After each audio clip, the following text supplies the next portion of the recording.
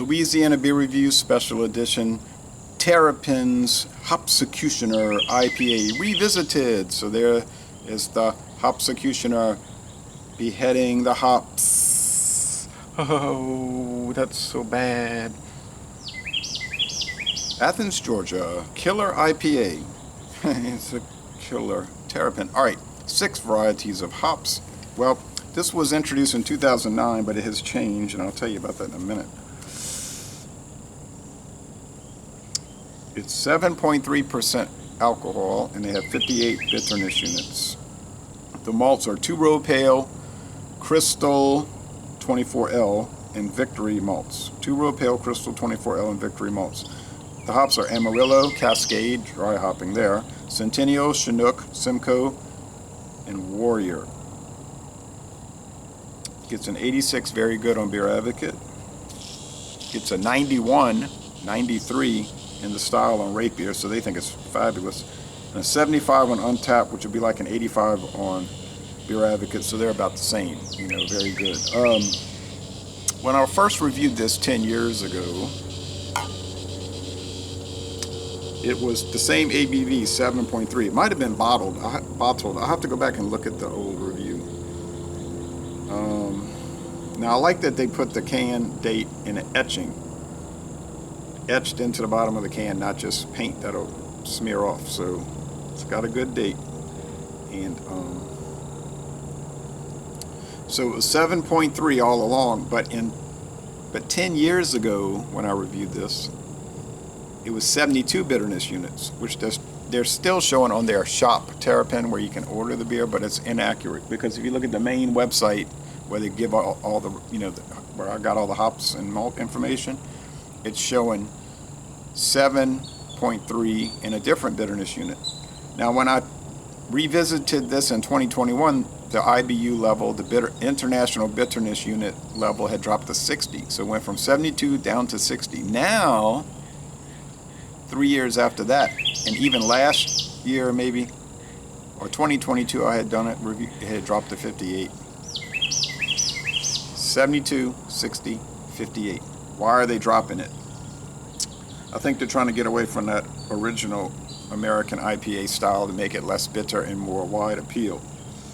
But I think they're going to make it less exciting. Lagunitas had done that, kept dropping, got down to 45 IBUs for their IPA. And then I noticed they suddenly jumped back up to 55 and a half or 51 and a half, something like that. I think the Lagunitas IPA was originally 59, nearly 60.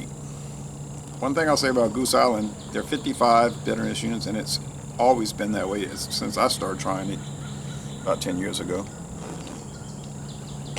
Okay. But anyway, that's the story on that. I can't really give the answer, but that's my thinking about it. They're trying to just bring it down to a more approachable level. And I mean, I bought this at a grocery store. I didn't buy it at a craft beer store. I bought this at Winn-Dixie in a variety pack, $17.99. 4 different IPAs. From 4.2 to 6.5, I think it was. Now we're up to 7.3. We're going even higher with the next one. And much more bitter too, I might add. Okay, so it's a somewhat off-white head, foamy. It's cloudy today, so that lighting isn't so good. It's a clear, well, more or less clear orange gold, but I see a lot of powdery sediment. Even with the bad lighting, I can see lots, well, at least there's not a bad glare in my eyes, but I can see a lot of powdery sediment throughout, and some lazy bubble streams. If the sediment wasn't in there, I'd be able to see through it, but I can't really. It's obscured. So it's translucent more than transparent. Yeah, some hop resin, some hop dankness, hop oil, and white bread crust. Yes. I ate the rest of my cornbread this morning. I made some Jiffy cornbread mix. I'll make some tomorrow. Doesn't smell like cornbread though. All right, I remember for about 2 years back, about 10 years ago, Samuel Adams Boston Lager was tasting like cornbread.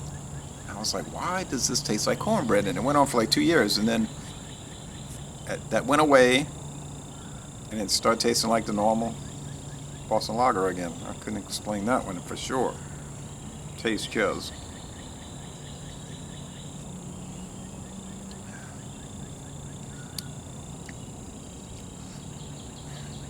It's still pretty bitter. I mean, they might have decided that it was just too full bore bitter, but it was matching the alcohol level, 73 ABV, 72 IBU. So I thought it was a good balance. I think I'm gonna go I'm gonna go revisit the review I did 10 years ago. It's probably been 10. I probably never watched it since then. I don't typically go back and watch my videos unless, like in this instance, I want to check something, like was it a can or a bottle. I was probably sitting in the same general location. Sweetness, and it's pretty sweet. Strong sweet ale, like, yeah, 4 out of 5 sugar cubes. So average beer drinker might find this is a little too much. Of course, I told this story last week. I have a friend at work. Well, I've been knowing him over 50 years, but not good friends. But I just knew him from the same Memorial Methodist. We used to go there, and he's 2 years older than me, but we're friends at work now. We work at the same place, and he was saying, yeah, Bud Light is the best beer for him. Now, he doesn't claim it's the best beer. He just said he loves drinking it, and no one's going to change him, you know. But he's open to trying other beers. He's not open to buying them. He's not going to buy them. But I said, you want to try this India Pale Ale? Yeah, he didn't know what that was. He wasn't interested in what it was. He never asked what it was.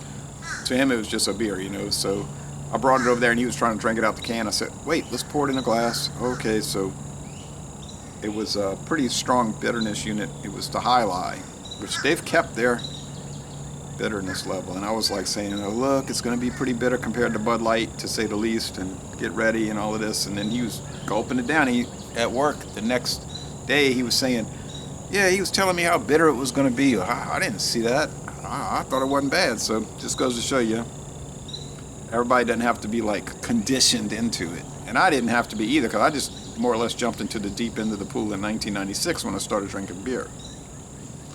I just pulled, the first beer I tried was Miller High Life, because I had remembered that as a child, sipping it from my parents' bottles at 2 and 3 years old. And it tasted so good, and so when I revisited it in February '96, I was like, yeah, I remember this flavor. Then I just started trying all the other brands, Schaefer, which we used to get here, Old Milwaukee, whatever. But I was trying craft beers right along with that. Whatever was in the store, they would have singles back then too at some stores, and I would buy them. Scotch Ale, oh, that's interesting, I like that. American Pale Ale, that's good.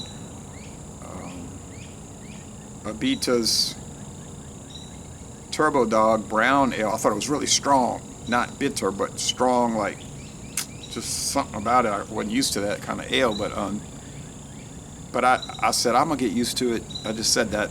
I'll get used to this, and I did. So I was always interchanging craft beer and regular. But in '96, there was a whole lot different craft beer market. It's like almost everything I was trying back then is gone today. Boston Lager, I tried that in '96. They still have that. Samuel Adams Boston Lager. And, but all the rest seem like they're gone. You know, they are gone. Pete's Wicked Ale. Something. Most of the local craft beers back then, they're not around. Well, actually, none of them are around, except for Abita Brewing. All the rest are gone, and then new ones came in, and many of them have faded off. Maybe now we're at the third wave, which is more like a ripple. This, it was a big wave, and then a second big wave, and now like a ripple. Such is the industry now. Look like half the craft beer shelf is being taken over by THC and cannabis infused beverage drinks. But I'm not trying to get high on their supply, and I'm not interested in that. And I see people buying that stuff, but that's your deal, you know. Of course, I might get more into Terrapin Station if I start doing those, you know, and then I'll be more into this scene, man, with Hopsecutioner and all of that.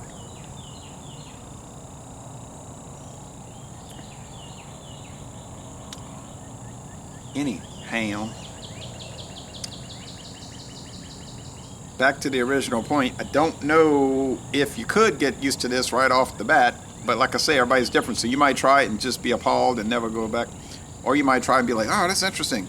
There is more to beer than Coors Light or whatever," you know. So bitterness, yes, 4 out of 5 hop cones as it comes across. Body is high, medium. Finishes, the mouth feels a little sticky and oily, like resiny. Sticky, man. Oh, for sure. But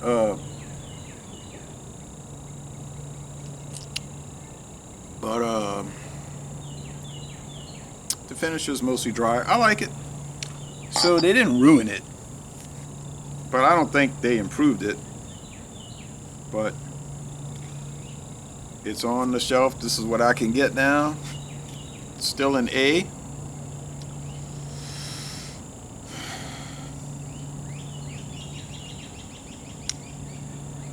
I'm gonna go with I'm going to go with a 94 out of 100. I think I said an A back in 94. I didn't give numbers back then, but not 94, 2014. Michael Komaroff in Brooklyn, New York City, New York, he was saying, give a number. And I thought, yeah, that'd be better, give specific numbers. Well, that's when Beer Advocates started going back to that, because he used to just give letter grades. You would go to the craft beer outlets and they would have little tags with the letter grade, A minus, B, whatever. But they decided, I don't know why, they went to numbers out of 100, which was similar to mine, but not exactly the same. Anyhow, 94 out of 100, 9.4 out of 10, a most excellent ale. I don't know how wide the distribution is. I know it comes as far west as Louisiana. You will find singles. I saw this in a stovepipe the other day, but it was out of date, so I didn't buy it, of course.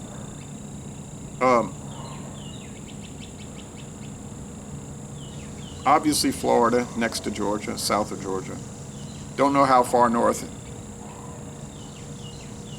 or how far northwest, so I don't know what their circle of distribution is. Anyway, if you've had Hopsecutioner, let me know what you think about it.